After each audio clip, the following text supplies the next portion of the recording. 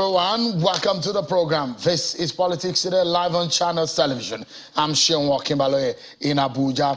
Happy Easter to all our Christians brothers from all over the world where you may be watching tonight, and I hope that you're having a wonderful time with your holiday. It's a wonderful, beautiful day here in the city of Abuja. It's a cold day also. Let's begin tonight by giving you some of the latest news that you need to know as far as Nigeria's politics is concerned. First and foremost, the Senator Abdullahi Adamu-led All Progressives Congress APC National Working Committee will hold its very first National Executive Committee NEC meeting since it was inaugurated and elected into office by the National Convention last month. And the agenda of the NEC meeting is to consider the party's timetable and schedule of activities for primaries for the nomination of candidates for the 2023 general elections and other relevant business of the party. The NEC meeting is slated for Wednesday, the 20th of April 2022. The emergency NEC meeting, which will take place at the Congress Hall of Transcorp Hilton in Abuja, will commence at 10 a.m. It's now time for us to bring you up to speed with all of your top political stories in our political roundup.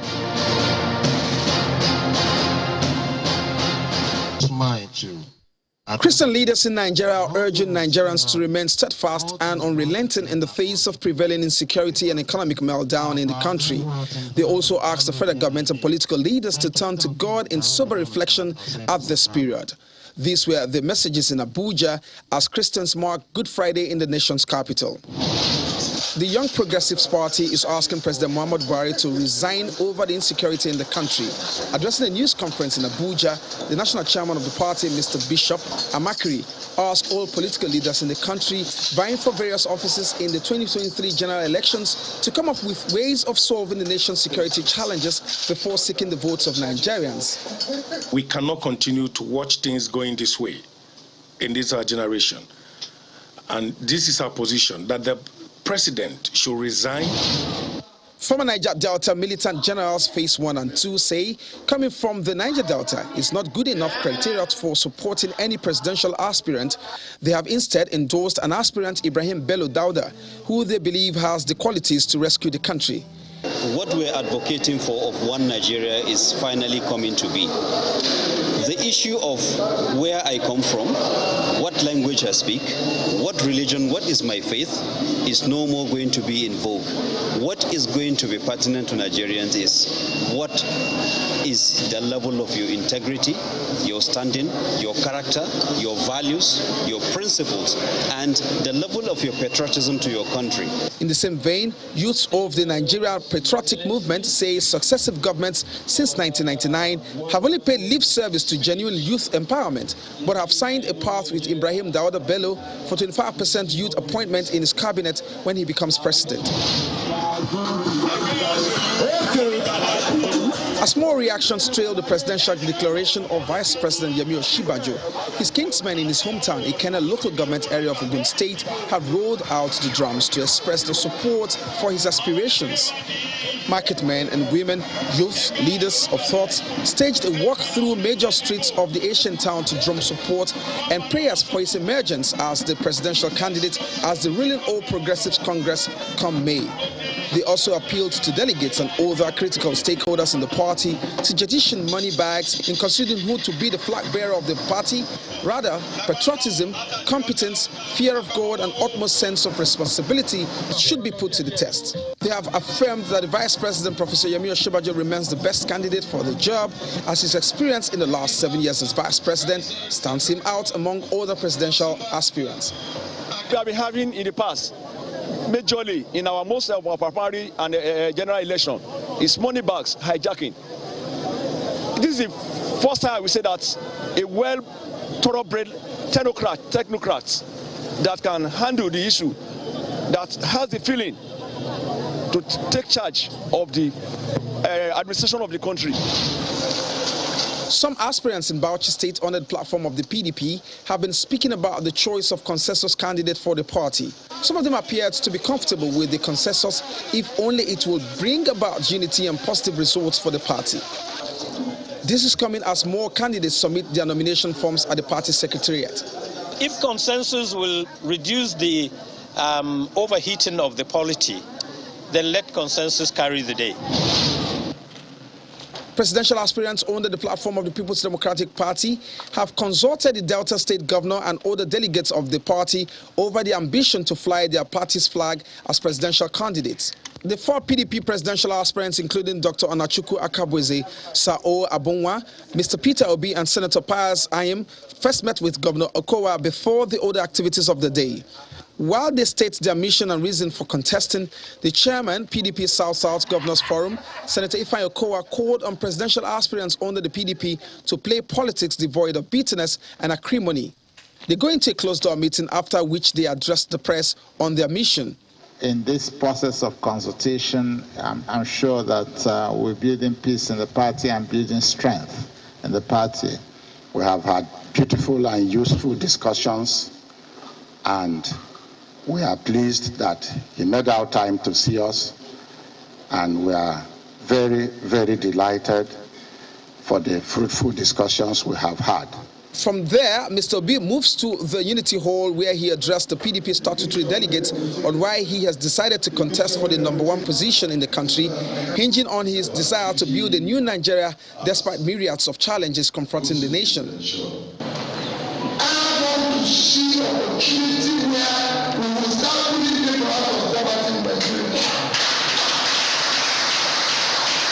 I want to be able to say that this country has young men in Warri, young men in every part of Delta who are making a fortune.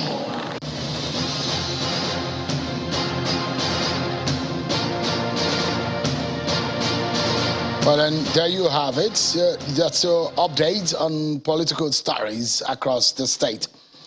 Yeah, let's get started. First, on the issue of economy. Some latest economic figures are emerging, with the consumer price index, CPI, which measures inflation, increased to 15.92% on a year-on-year basis in March 2022. The National Bureau of Statistics, the NBS, disclosed that in its latest report titled Consumer Price Index March 2022, it explained that the percentage reported was 2.25 percentage points lower compared to the 18.17% rate recorded in March, last year.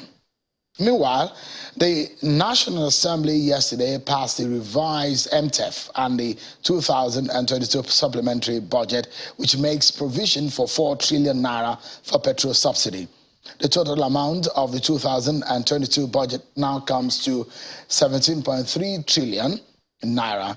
The National Assembly raised the benchmark price for crude by $11 to accommodate the subsidy request of President Muhammadu Buhari.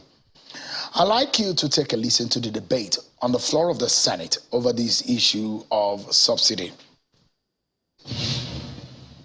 As a state, as a nation state, a sovereign state, it should not be impossible for us to stop people that are stealing our commonwealth in order to fund our country. This is the bottom line, Mr. President. The figures are very clear. The chairman finance has given the best he can do. He has to balance his revenue and expenditure and still borrow in order to fund the public expenditure. But nonetheless, why are we here is because there's a security failure. And we have to address that and ask ourselves, how soon will it take us to get out of this oil stealing, different embarrassing statistics about 85%, 95%. People just quote figures of the quantity of oil that has been stolen. Mr. President, when you have a deficit as high as 7-point-something trillion, with a threshold of 3.99, which is totally and absolutely above the threshold as presented by the Fiscal Responsibility Act, it means that the budget ab initio cannot be implemented. We cannot have a budget with this kind of deficit and then the financing items are so fluid. There's nothing specific, it's very fluid. Capital market, how? After the first quarter of 2022, 13 vessels have been seized by the Nigerian Navy that contain our crude oil. So know that the Nigerian government is just sitting down doing nothing. They are working around the clock. And all these vessels that were stolen, they are working on it to see how it is returned back so that the crude oil can be properly disposed of and revenue related to this adequately reported. And to go a step further, we have invited the EFCC, who has been identified as one of those that all these tankers being seized are being returned to come and give explanation as to how the process of disposing of this product that has been stolen and recovered and returned to them. NNPC has transisted from under recovery. Now we have gone back to subsidy. And now we are moving from billion to trillion. It is so sad because this is money we should have used for developing our economy. We're using that money for pure consumption, useless consumption, and funding corruption. You heard the debate on the floor. Now, there are several arguments to this concept of subsidy. Those will say, look, the amount of people that is benefiting from this subsidy payment, we've spent 4 trillion now, because now there is another regime since the Petroleum Industry Act was put in place, which takes away government's role or major role in the NNPC, which makes NNPC a private interest. Now, should Nigeria continue to be, the nation continue to pay for subsidy, which is just a little portion of the country that is benefiting from it, 4 trillion, especially if you look at out of 17 trillion naira, we are paying that amount of money into subsidy. Some people will argue that it is needed. Politically speaking, you may not be able to do that right now. Let's get some insight into all of this perspective. There are different debates over this matter, but I'm not the expert here. Let's bring the expert. I'm being joined tonight by Professor Kingsley Moghalu, a political economist, a lawyer, former Deputy Governor of the Central Bank of Nigeria, 2023 presidential aspirant of the African Democratic Congress, ADC. Professor Moghalu was a presidential candidate in the 2019 elections. Thank you so much, Prof. He joins us virtually. Let's begin by getting your view on this issue of subsidy. When the matter came up yesterday on the floor of the National Assembly, the debate also came about the issue of subsidy. Now, considering our present budget, can we afford it? Can we remove it? Can we stop paying it? It's a quagmire, isn't it? Economic quagmire that this present government may have found itself. But if you were in the shoes of the present government, would you have done differently? Would you have done differently? Would you have done differently? Thank you. Thank you, Sean. The matter of subsidy is a very difficult one. It's one of the things that shows the problems of pretending to be a welfare state when we really don't have economic capacity and when we are not generating wealth internally. So in fact, you find now that the government is borrowing a lot. You asked whether the subsidy can be removed. It should be removed. It may not be possible to remove it immediately. It requires proper planning, and I think that 4 trillion naira going to petroleum subsidy is 4 trillion naira that should better be invested in education, in healthcare, and in developing a public transportation system that could be subsidized for poorer people. And the subsidy that public transport system would require would be a fraction of what we spend on petroleum subsidy. If you spent 1 trillion naira, you don't even have to do that. If you spend 500 billion naira, you could have a very effective public transportation system across this whole country. And the people, therefore, who can afford petrol, if you remove the subsidy, the middle class, the wealthy people, and they can carry on. And poor people who cannot afford the commercial price of petrol, which is being subsidized today, can use public transport to move around. That's what we should be going for. But that's not where we are at this point. So I think the subsidy is really like a bone in our neck or a bone in our throat. And, it's as if, do you swallow it? Do you bring it out by force? It's a very difficult problem. But as to whether it should continue, let me tell you, the answer is no. But you cannot remove it precipitately. There should be a proper plan. There must be investments in public transportation before you can remove petroleum subsidy. Because what happens now is that with the petroleum subsidy, the price of petrol in Nigeria is ridiculously cheap compared to West African countries. And so you find a lot of smuggling of petrol going on. I want you to note that the only hydrocarbon product that is subsidized now in Nigeria is premium motor spirit, PMS. That is what we call petrol. You know, diesel, kerosene, all those other things are selling at commercial prices. So there is nothing impossible about removing the petroleum subsidy, although some people may want to make it look as if it is an entitlement we have because we produce petrol. Why do we export petrol, but we import refined petroleum into the country? That's just what is the problem. We need to get a refinery in this country functioning at capacity. That's likely to be the Dangote refinery. The state refineries on which we've spent so many millions, in terms of repairing them, I think in 2021, the NNPC spent 100 billion naira on refinery repairs. And in 2020, we spent $43 billion on, refined petroleum products importation. This is not sustainable. So we have to get our refineries working.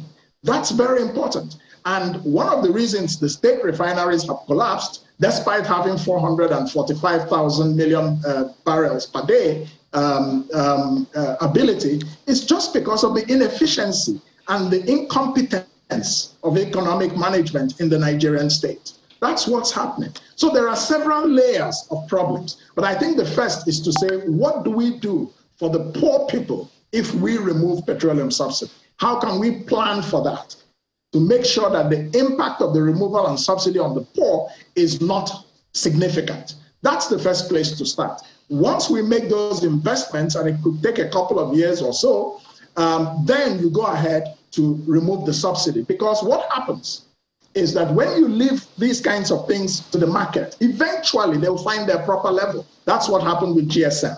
At the beginning of the deregulation of the telecommunications space, it was very expensive. Today, you can get a SIM card for nothing. There are a few things that is wrong with the economy as we speak. And perhaps, I'm going to ask you this question because I know you have interest in sitting on the president's seat come 2023. So, and if you want that kind of position, you perhaps may be figuring out how to solve some of Nigeria's problems. You saw what happened in terms of inflation, the CPI latest reports, and all of that. And the state of things generally, economically speaking, you know how much of time Nigerians queued at the filling station. You know how much the price of diesel stands right now.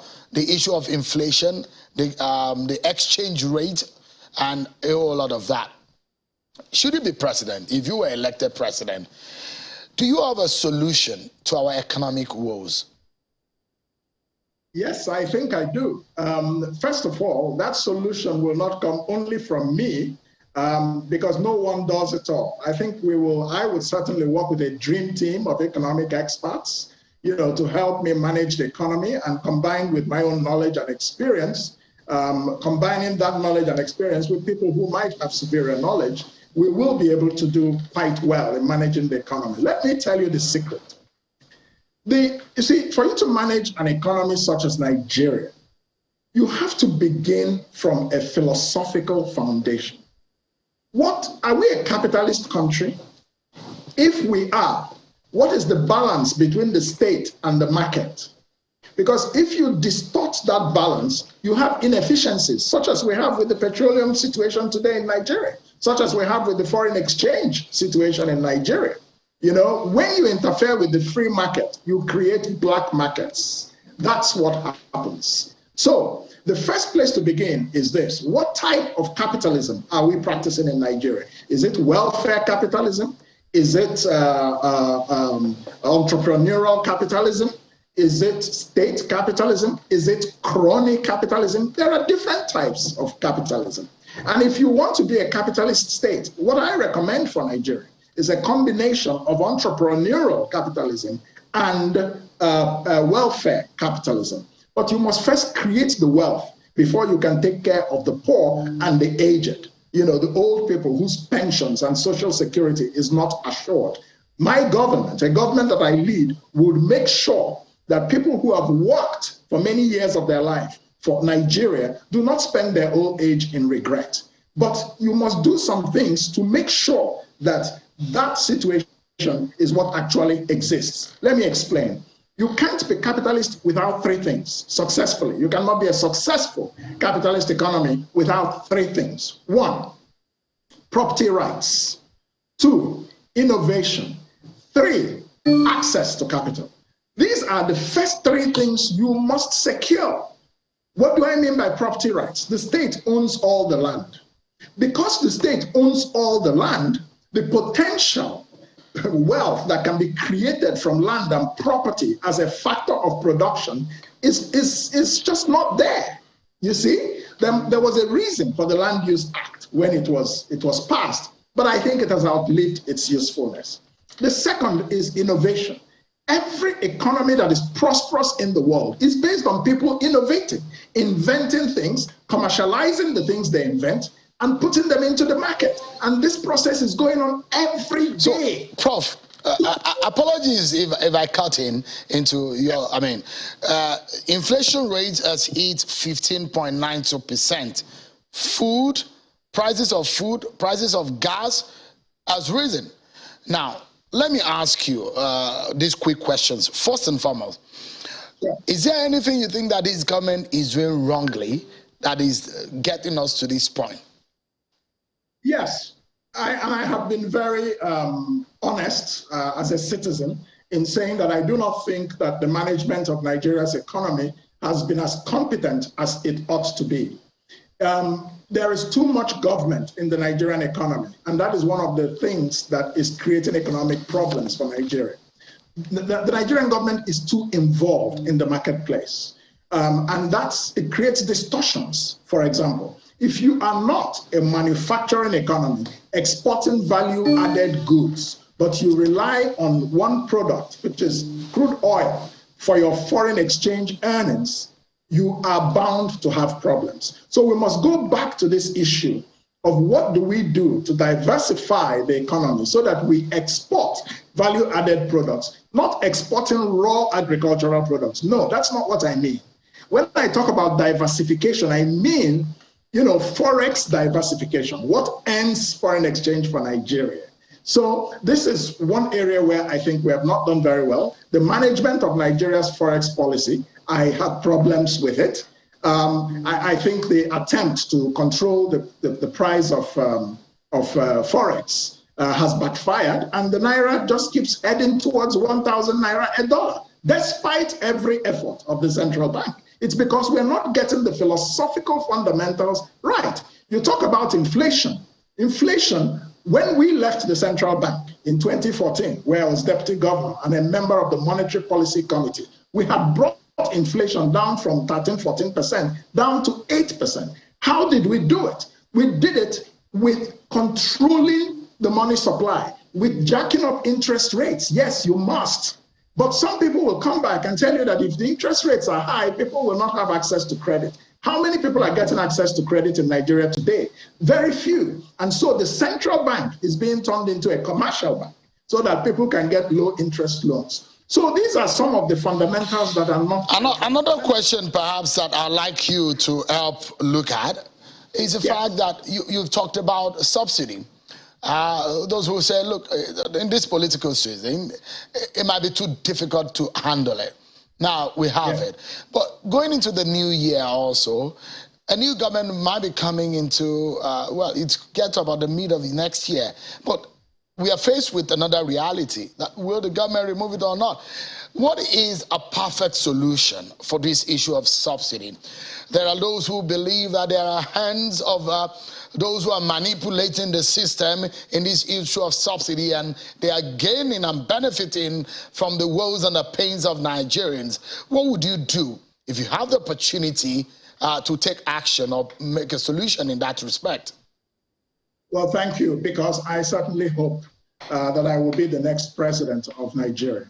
And therefore, I'm not in the business of having pity on myself, even though that I know I would, in that scenario, inherit a very, very depressed economy, including this problem of subsidy. So the matter of subsidy, this government has moved it forward. I can understand they're not wanting to take the political risk at this time. But I think that very early in the life of any administration, that administration must have an honest dialogue with Nigerians. Show Nigerians the way that we want to go concerning the petroleum subsidy. We will educate Nigerians about the economics of the subsidy, why it is no longer, it cannot be sustained over the long haul. We will not necessarily remove it immediately we come in, but we will begin to implement some of these investments that I talked to you about the public transportation system and how that can shield poor people when you eventually remove the subsidy. That's the job for the first year or two. But eventually, the subsidy must go. It's not sustainable. And by then, of course, Dangote Refinery, hopefully, should be on stream sometime in 2023. So it's a very difficult issue. But somebody has to grapple with it with courage, with knowledge, and with competence and transparency. You see, there's a lot of corruption in the subsidy scheme. We all know that. Many people have called it, a scheme for sleaze. There's a lot of fraud. But that's because the subsidy exists in the first place. If it was just the market price determining the price of fuel, there's no loophole for fraud. You see what I'm saying? How much fraud is happening in the telecommunications industry? No, you just go and buy your phone or you buy your SIM card. All right, Prof. We're due for a break in just about a minute. But just quickly, if you can tell us, there's a lot of oil theft going on in the country as we speak. Yes. Perhaps more than we've seen in a long time. The magnitude of the oil theft going on in the country right now. How do we stop that kind of scenario? It's a security problem. And Nigeria's security is heavily challenged on all fronts, whether it is the security of oil production and transportation, or the security of lives and property in terms of bandits and terrorists. Our security is challenged all around. It's a security problem. And it's also a problem of governance. You see, corruption walks on four legs in Nigeria now. It's the corruption industrial complex, but there is no accountability for corruption in Nigeria. And so there is an incentive for it to continue to grow ever more serious. So this is what is happening. It's a security problem, period. And it's a governance issue as well. All right. We'll get into a few of those issues, but I was going to ask you, if you become Nigeria's president, would you cut down on the presidential fleet? One, would you would you cut down on the cars that you have on your entourage? Would you do that? And how will you cut cost of governance also? Yes, absolutely. We would cut all these things that are not necessary, but without compromising the security of the president or the security of the state. Remember what killed Murtala Mohammed? We don't want that. But at the same time, we will not encourage all these long convoys and wasteful use of state resources. I will not encourage that at all. I will be very, very determined about cutting the cost of governance. And the first place to start is in political appointees. They are a parasite on the system. You cannot have personal assistants to special assistants and special assistants to senior special assistants. This is just nonsense. And it has to stop. It takes political will, which I have. You said you're sure that you're going to be the next president of Nigeria. What do you mean by that? And what gives you this confidence? No, I said I certainly hope that I will be the next president of Nigeria. I'm not God and I don't see tomorrow. But I do hope to and plan to become the next president. There's a number of ways that we are going to do it. It's not just me, but there is a whole movement of Nigerians. Today, we received a group now known as the Moghalu State of Mind. Previously, they were called the Atiku State of Mind. They were a support group of the former vice president, but today they decamped and had an event where they endorsed me for the presidency of Nigeria in 2023. And there are many such groups and structures across the whole country that are approaching me and pledging their support because they feel that the time has come for a generational paradigm shift from the past of our traditional politicians, which has brought us to a very difficult place. And moving forward, they want a younger, more modern, economically sound, intellectually sound president. You know, somebody who understands that the presidency is a job. It's not just a political promotion, it's a job. And like if you were hiring for your business, you should not hire somebody who does not have the job requirements. What are the job requirements of the president? 4 things, 4 core functions. 1, nation building. 2, national security. 3, the national economy. 4, foreign affairs. Many of these people realize that of all the people who are aspiring to be president today, I am far better prepared on these 4 things by virtue of my career, a long and distinguished career of achievement in the United Nations at the global level, in terms of nation building in countries like Croatia, in the former Yugoslavia, Rwanda, and so on, you know, Cambodia. You know, my involvement in international security operations, cross-border counterterrorism operations, and international peacekeeping. My experience in economic management at a leadership level in the central bank.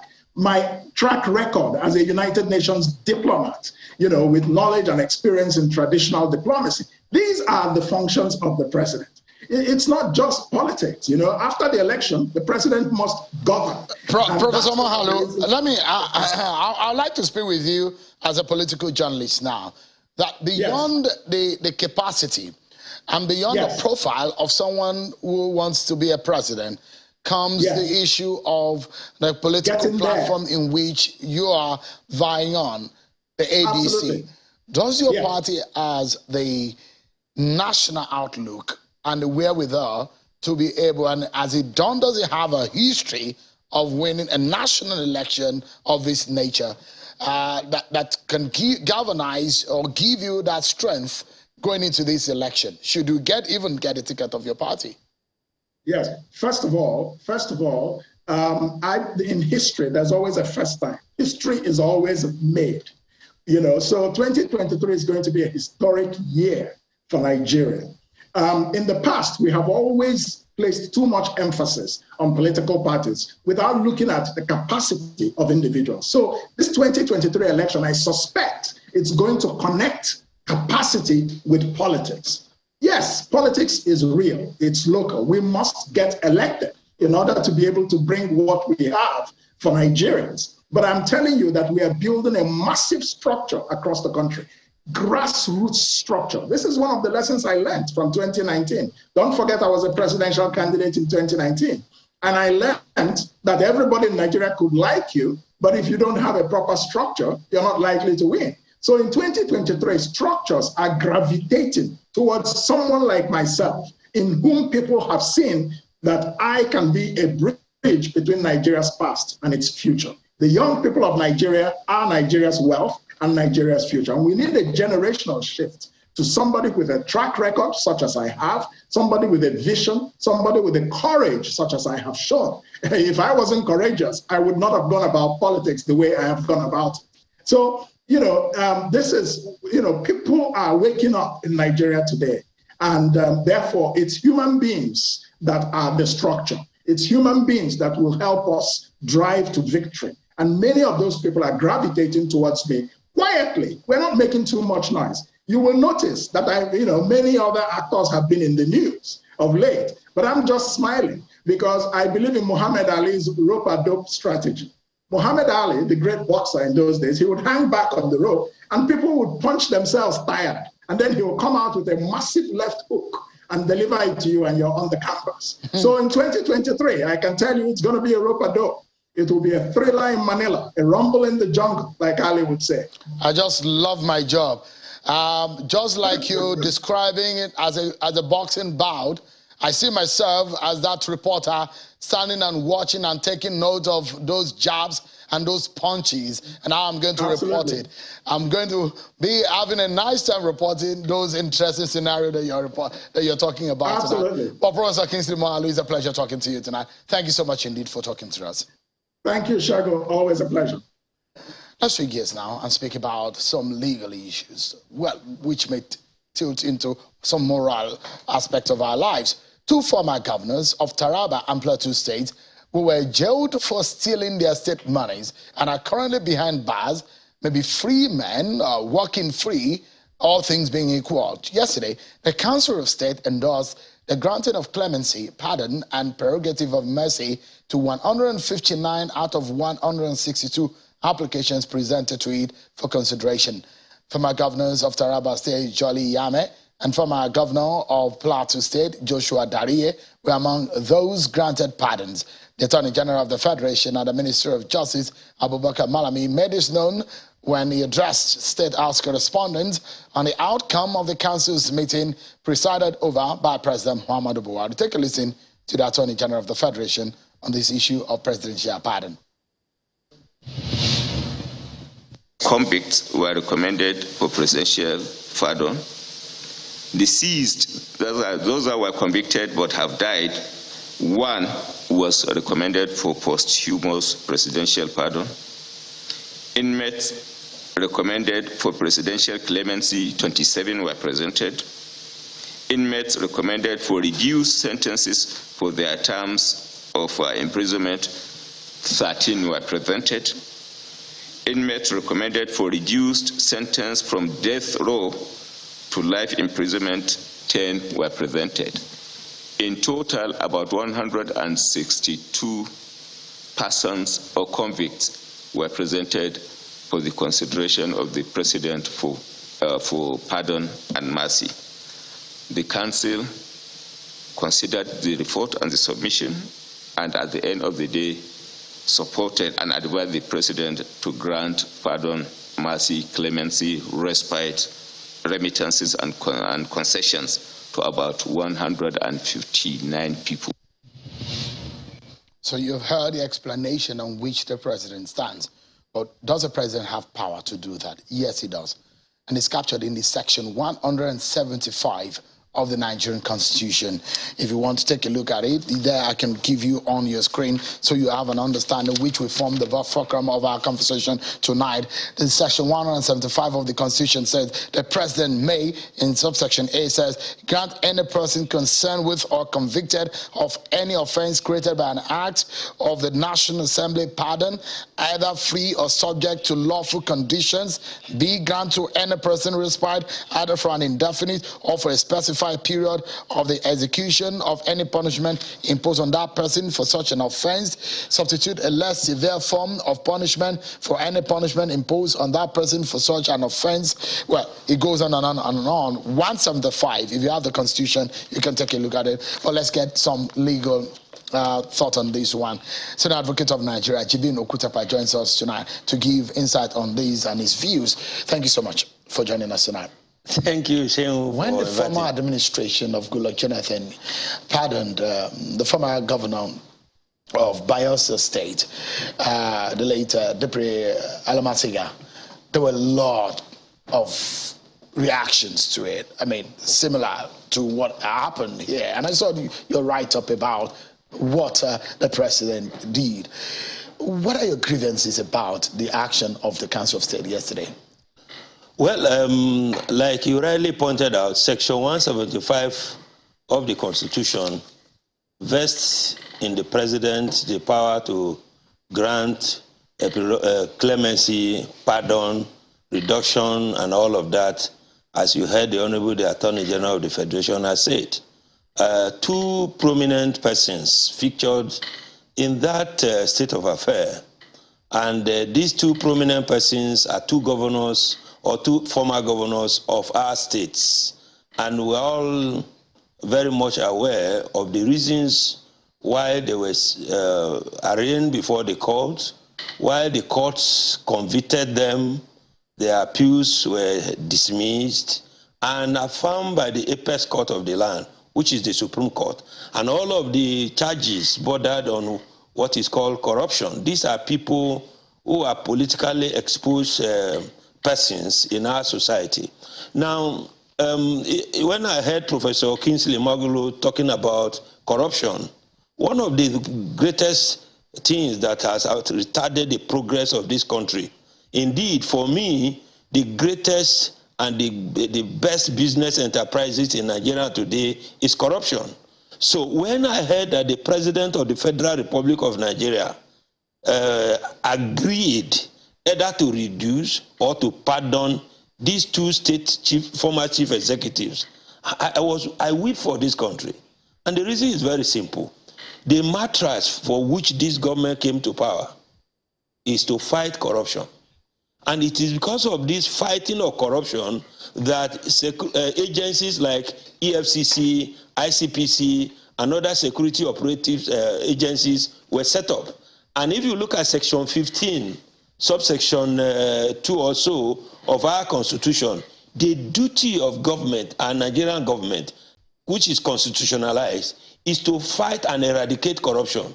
That's why ICPC, for instance, drives its constitutional validity when the law was promulgated. When Ogun State, for instance, government went to court to challenge the promulgation of the ICPC Act in 2000, the Supreme Court affirmed it.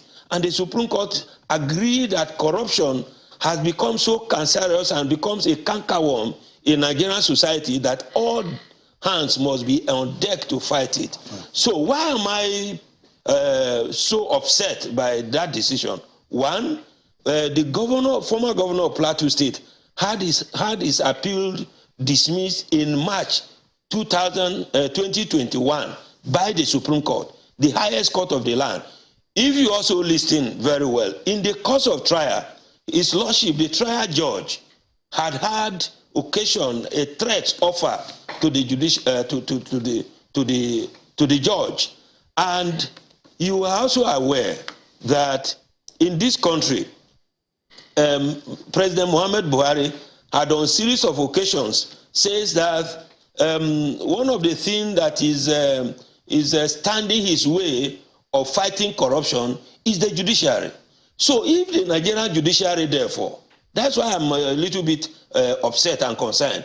If the Nigerian judiciary, therefore, at the three tier of the courts, the trial court, the court of appeal, and the Supreme Court, enforce the provisions of the law that deals with question of corruption, and indeed sent these two former state chief executives to prison for corruption, why will the executive, why will the executive arm of government act in sabotage of its own law? Yeah, I can imagine. So Joshua Dareye, for example, was jailed for stealing Plateau State money of about 2.7 billion naira. Yes. And let's probe a few things in which you are interrogating tonight. First and foremost, and these are very quick questions that I like us to, so that people can get it clear. Does the president have the right to grant pardon? Sure. There is a world of difference between having a right to exercise and exercising that right in abuse of constitutional provision. Is there an abuse of that right? Of course. What is the essence of punishment? Is to serve as a deterrent. What it then means is that if you are politically exposed persons, steal, and then the politicians will gather together and give you pardon. Do you know the effect of state pardon? What it means is that the man is no longer an ex-convict. He has the same right that you and I have to vie for any offices in Nigeria, unhindered. It comes in a clean slate. It's as if it has never been convicted. And you mentioned the amount of money that was said to have been stolen, which was proved to have been stolen, belonging to a state called Plateau State. There is another state called Taraba. Yes. When you go to those states, these 2 billion you are talking about, was it not sufficient? Jolly Yame was sentenced to 12 years for stealing 1.6 billion naira of Taraba state funds. So These are states that are completely backward. So the question is, I wanted these questions, a few questions, sir, and wanted to clarify. Quick one. Does the president have the right? Under section 175. I have said yes. Yes.